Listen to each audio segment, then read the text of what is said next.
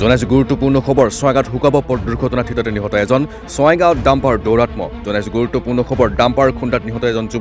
যুৱকজন ছয়গাঁৱৰ ঢেকেনাবৰী ইলিয়াছ আলী জানিব পৰা মতে ইলিয়াছ আলীয়ে ৰাষ্ট্ৰীয় ঘাইপথৰ কাষত নিজৰ ই ৰিক্সাখন ৰখাই মেৰামতি কৰি আছিল সেই সময়তে গুৱাহাটীৰ পৰা বকো অভিমুখে গৈ থকা এখন ডাম্পাৰে মহতিয়াই লৈ যায় ব্যক্তিজনক ফলত ঘটনাস্থলীতে মৃত্যু হয় ইলিয়াছ আলীৰ